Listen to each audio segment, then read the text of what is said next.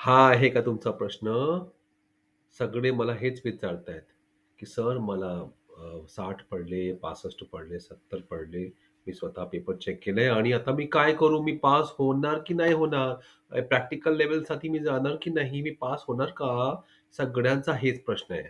आता बघा, एक अगदी सोपं उत्तर आहे, होय आणि नाही. म्हणजे अरे बाबा, असं आहे, की ही परीक्षा जी आहे ना, ती आता स्पर्धा परीक्षा आहे. म्हणजे यामध्ये असं ठराविक पासिंग मार्क्स नसतात. पण त्या पण मागच्या वेळी त्या मुलाला ना पासिंग सर्टिफिकेट भेटलं होतं. तर ते मुलांना शांत करण्यासाठी 35% भेटले, की त्यांना पासिंग सर्टिफिकेट देता असं असं आहे. पण ठीक आहे. पण नेक्स्ट लेव्हलला जाण्यासाठी तुम्हाला ती सिलेक्शनसाठी तुम्हाला 58 पासून 74 पर्यंत कोणताही रँक आतापर्यंत आलेला आहे. म्हणजे म्हणजे एरियाप्रमाणे आणि मीडियमप्रमाणे. Marathi medium, English medium. Marathi मीडियमला थोडा कमी मार्क्स मध्ये ते पास होण्याची शक्यता असते, असं बघितलं गेलेलं आहे. असा काही नियम नाहीये, पण असं आहे. आणि जर आपण नंदुरबारला राहत असाल किंवा पुण्याला किंवा नागपूर किंवा रत्नागिरी, आपला डिस्ट्रिक्ट कुठला आहे, आपला जिल्हा कोणता आहे, त्यावर आधारित आहे. प्रत्येक जिल्ह्यासाठी, डिस्ट्रिक्टसाठी, एरियासाठी वेगवेगळे अ, अ, मापदंड आहेत आणि त्याप्रमाणे वेगवेगळे मार्क्स आहेत. म्हणजे काहीही सांगता येत नाही. 64 ही असू शकतं, 74 असू शकतं आणि आता काही ही एक्झाम झालेली आहे नॅशनल लेव्हल. तर आता थोडं कॉम्पिटिशन वाढलेलं आहे, है ना? तर 74 पण असू शकतं आणि 58 पण असू शकतं. काहीही सांगता येत नाही. ते काय करतात ना, 100 पैकी पहिले 7.5% विद्यार्थ्यांना पास करतात आणि मग ते मार्क्स काहीही असो, त्यांनी काही फरक पडत नाही. अशी ही स्पर्धा परीक्षा. हळू काय होईल, की हा जो नंबर आहे, पहिले 58 होता, 64, 70 मध्ये गेलं होतं, ते वाढत जाईल. हं. तर याचा अर्थ आहे की क्वालिटी ऑफ एक्झाम चांगली होतीये, जास्त मुलं बसतायत, हुशार अभ्यास करतायत, है ना? आणि जर तुम्ही पास झाले की नाही झाले त्यांनी काही फरक पडत नाही. कारण की त्यावर लक्षच देऊ नका. अभ्यास करत राहा. हे समजून की मी पास होणार. जरी नाही पास झालात, नापास झालात, तरीही तो अभ्यास तुमच्या कामाला येईल ना. कारण की शेवटी तुमचं 6वी, 7वी, 8वी, 9वी, 10वी हे सगळं पाठ्यक्रम तुम्ही वाचन करतायत ना.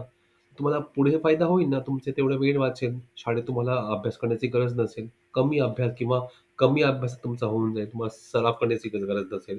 तुमचा वेळ वाचून खेळू शकता जास्त आणि तुमचे मार्क्स चांगले येतील शाळेत पण आणि इतर एक्झाममध्ये पण. बरोबर ना? फायदा होत चालला तुम्हाला. हे सगळे फायदे आहेत तुम्हाला. आता आता मी तुम्हाला प्रॅक्टिकल एक्झाम बद्दल सांगू इच्छितो. काय असतं, फक्त नाव आहे प्रॅक्टिकल हो की पण सर ते ना ते प्रॅक्टिकल एक्झाम आहे म्हणजे त्यामध्ये प्रॅक्टिकल असणारच ना. पण माझ्या मुलाला काही शिकवलं नाहीये सर. शाळेत ते ना प्रयोगशाळेमध्ये मुलाला जावं देत नाही. फक्त बघायला सांगतात. मुलांना काही संधी भेटत नाही. आता काय करायचं सर? अरे बाबा, घाबरू नका. प्रॅक्टिकल हे फक्त नावाचं एक टप्प्याचं नाव आहे. त्यामध्ये प्रॅक्टिकल करण्याचं काहीही गरज त्यामध्ये भाग नाहीये. म्हणजे म्हणजे प्रॅक्टिकल नाही करायचं. काहीच म्हणतात तुम्ही. नाही, नाही असं नाहीये बघा, ऐकून घ्या. प्रॅक्टिकल एक्झाममध्ये प्रॅक्टिकल एक प्रयोग तिथे ठेवलेला असेल, त्यावर आधारित प्रश्न लिहायचं असतं. लिखाण परीक्षा आहे, लेखी परीक्षा आहे. जसं नाही एम-पी-एस-सी, यू-पीला असतं, ती लेखी परीक्षा, रायटिंग टेस्ट ते आहे. अगं बाई! आता पब्लिक परेशान की अरे ऐसा कैसा हो गया? पण ते शाळेत आम्हाला का नाही सांगितलं? कोणाला माहीत नाहीये. ज्यांनी दिली त्याला माहीत आहे. किती कमी मुले पास होतात आणि तिथे जाऊन त्यांना लिहावं लागतं. त्या व्यतिरिक्त काय 10 विद्यार्थी असतात आणि 10 पैकी 1 पास होतो ॲव्हरेज. एक असं टेबल ठेवलेलं असतं. 10 प्रयोग त्यामध्ये असतात. त्यावर ठेवलेले असतात वेगवेगळे आणि 10 खुर्च्या असतात. 10 विद्यार्थी बसतात आणि बेल वाजली, मग पहिला विद्यार्थी जाणार, तिथे बसणार आणि त्याचा प्रयोग सुरुवात. त्यामध्ये प्रयोग म्हणजे प्रयोग ठेवलेला आहे. त्याला लिखाण करण्यासाठी 3 मिनिटं दिलेले असतात. त्यामध्ये त्याला वैज्ञानिक पद्धतीने लिखाण करणं हे गरजेचं आहे. तर ते शब्दांचा प्रयोग, काय लिहायचं, कसं लिहायचं त्यावर जास्त भर आहे आणि त्यावर त्यांना पुढे जाता येतं. म्हणजे त्यामध्ये काय असतं, की फक्त तुम्ही बाय हार्ट करून आणि असं टिक-टिक करून नाही चालणार. तुम्हाला तुमचं ज्ञान तुम्हाला वाचन तुम्हाला खूप करावं लागेल. 1-2 महिन्याने होणार नाही. आम्ही प्रयत्न करतो, की 1-1 वर्ष आम्हाला ना ट्रेनिंग देतो आणि आता तुमच्याकडे बघा प्रॅक्टिकल एक्झाम 6 महिन्या 6 आठवड्यानंतर आहे. तर आता तुम्ही थांबाल की नाही, आपण थांबूया आणि प्रॅक्टिकल आपण नापास झाला तर आपला वाया वाया जाईल वेळ आणि हे मेहनत नाही, असं नाहीये.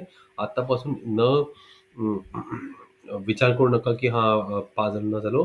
आत्तापासून रोज अभ्यास सुरू करा. मी आपल्याला एक क्वेश्चन पेपर रोज देणार. एक क्वेश्चन पेपर रोज करायचं. आज 1 डिसेंबर आहे. 1 डिसेंबरपासून रोज पेपर प्रॅक्टिस करा, सराव करा. मला द्या, मी चेक करून तुम्हाला शिकवतो कसं लिहायचं आणि ती पद्धत तुम्हाला शिकवतो. त्याप्रमाणे तुम्ही एक्झाममध्ये तुम्हाला तुम्हाला यश भेटेल. है ना? ठीक आहे. बाकी तुम्हाला त्याबद्दल काही प्रश्न असेल, शंका असेल तर नक्कीच आम्हाला कमेंट करा. जय हिंद.